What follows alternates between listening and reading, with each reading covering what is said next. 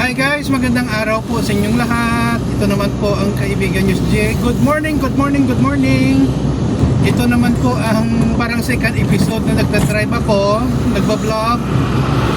So, kamusta na pa kayo guys? Sana po ay nasa mabuti kayong kalagayan. Ako okay na okay. Happy Friday everyone. So, papunta na po tayo sa trabaho ko sa TUP Visayas.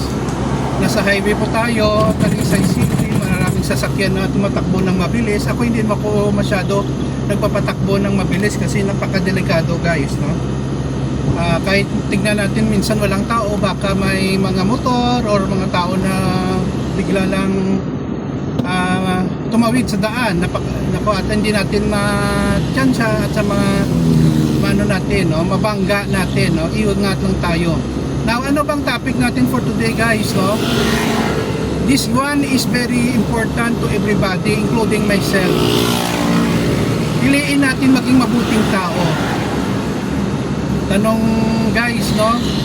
Bakit may tao bang masama? Yes, meron po, marami dito sa mundo.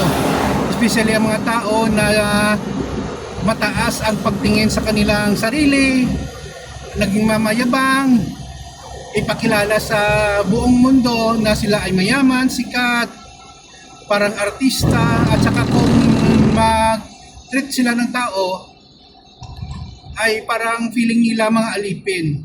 Sa akin lang guys, no, minsan lang tayo binigyan ng Diyos ng pagkakataon na mabuhay sa mundo. Lubos-lubusin na natin, piliin natin mas mabuting tao tayo makikitungo sa ating kapwa-tao. Bakit po? Wala namang bayad maging mabuti kang tao, at saka maiwasan natin, hindi naman maiwasan lahat, konti na lang ang ating mga kalaban or kaaway. Normal naman yon.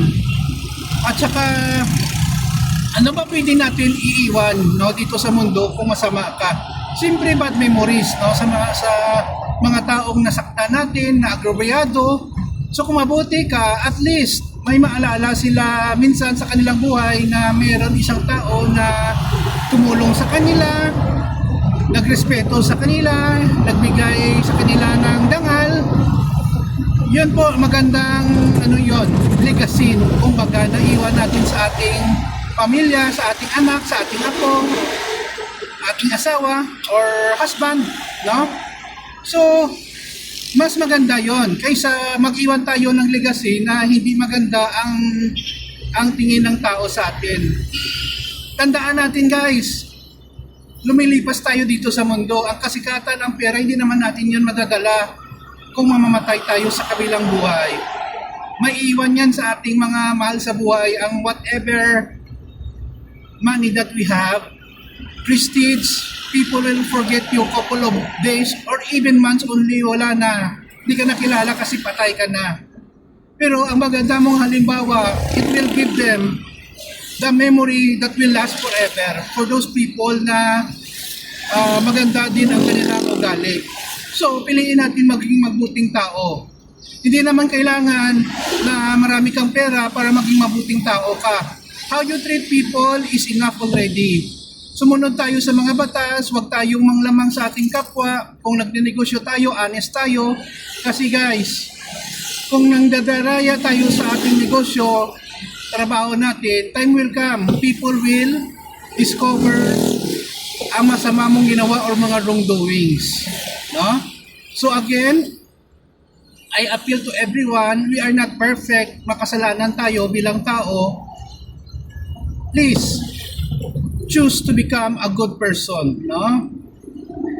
Mas maganda yon kaysa marami kang pera, marami kang kilala, pero marami ding tao ang umiiwas sa iyo kasi hindi ka magandang tao, masama ka, manlulupig ka, na gusto mo talaga ang mga tao na ayaw mo ay pinapahirapan mo.